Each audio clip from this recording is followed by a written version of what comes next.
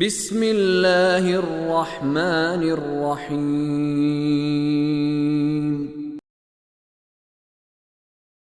فخرج على قومه في زينته قال الذين يريدون الحياة الدنيا يا ليت لنا مثل ما أوتي قارون إنه لذو حظ عظيم فقال الذين أوتوا العلم ويلكم ثواب الله خير لمن آمن وعمل صالحا ولا يلقاها إلا الصابرون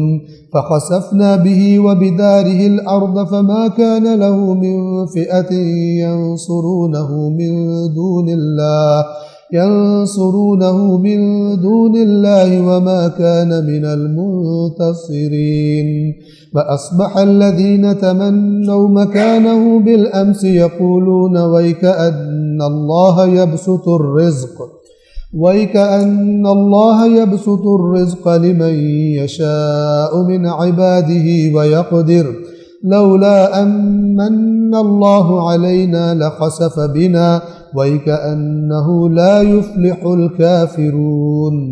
تلك الدار الآخرة نجعلها للذين لا يريدون علوا في الأرض ولا فسادا والعاقبة للمتقين من جاء بالحسنة فله خير منها ومن جاء بالسيئة فلا يجزى الذين عملوا السيئات إلا ما كانوا يعملون۔ اب اس آیت پر خاص طور پر توجہ فرمائیں۔ ایک روز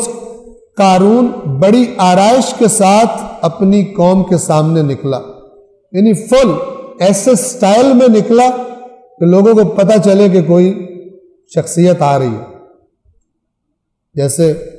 بعض لوگ ہوتے ہیں نا کہ مثال کے طور پر جب مثال دے رہا ہوں، جب شادی کرنی ہو بچے کی تو شادی میں چاہتے ہیں کہ ایسی ہو کہ دنیا دیکھے، شادی میں پتہ چلے میں نے کتنے کھانے دیے تھے، میں نے کون سا دسترخوان جو ہے وہ مثلاً سجایا تھا، کون سا میں نے ہال بک کرایا تھا، اور جہیز ایسا ہو اور زیورات ایسے ہوں اور فلان ایسا ہو تو ایسا ہو، اس میں خوب دل کھول کر، اور پھر وہ خوش ہوتا ہے ماشاءاللہ جیسے آپ نے کیا ہے، ساری دنیا دیکھتی رہ گئی، آپ نے تو مثال قائم کر دی، اسوہ حسنہ بن گئے آپ کہ شادی کیسی کرنی چاہیے بچے کی اور بچی کی۔ یہ سٹائل قارون والا۔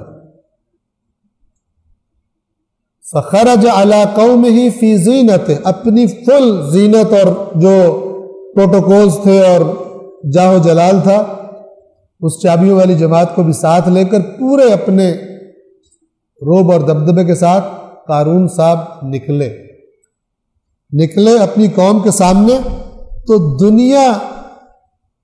پسند کرنے والے لوگوں نے یہ کہا، اے کاش ہمارے لیے بھی وہی کچھ ہوتا جو قارون کو دیا گیا۔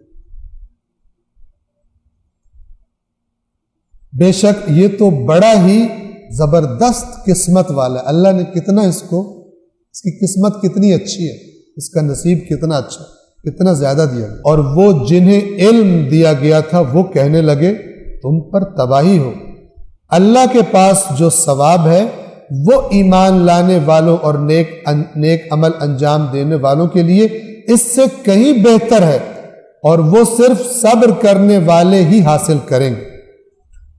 پھر ہم نے قارون کو اور اس کے گھر کو زمین میں دھسا دیا، اپنی پوری جماعت سمیت، عین اس وقت کہ جب دنیا پرست لوگ اس کو دیکھ کے حسرتیں کر رہے تھے کاش ہمارے پاس بھی یہ چیزیں ہوتی، عین اس وقت اپنے پوری جماعت سمیت، اپنے مال سمیت قارون کو اللہ نے زمین میں دھسا دیا، زمین برابر کر دی اس کو۔ چند سیکنڈ میں لوگوں کی ٹون چینج ہو گئی اور کہنے لگے شکر ہے اللہ نے ہمیں نہیں دیا تھا، شکر ہے اللہ نے یہ ہمیں نہیں دیا تھا، ورنہ ہمارا بھی حال یہی ہوتا۔ قرآن بتاتا ہے کہ دنیا اس طرح پھر جاتی، خوب اسے اللہ نے غرق کر دیا، جن کو غرق نہیں کیا ان کو بھی موت آنی، جو خدا کی نافرمانی میں مال جن کو سرکش بنا دیتا۔ پھر ہم نے قارون اور اس کے گھر کو زمین میں دھسا دیا تو اللہ کے مقابلے میں کوئی جماعت اس کی مدد کے لیے موجود ہی نہیں تھی، اور نہ ہی وہ بدلہ لینے والوں میں سے ہو سکا کہ کوئی آتا اور قارون کا بدلہ لیتا۔ اتنی بڑی شخصیت، اتنے زبردست آدمی کو آپ نے غرق کر دیا، اللہ سے کوئی بدلہ لیتا، کوئی نہیں آیا۔ اور جو لوگ اس کی منزلت کی تمنا کر رہے تھے وہ کہنے لگے دیکھتے نہیں ہو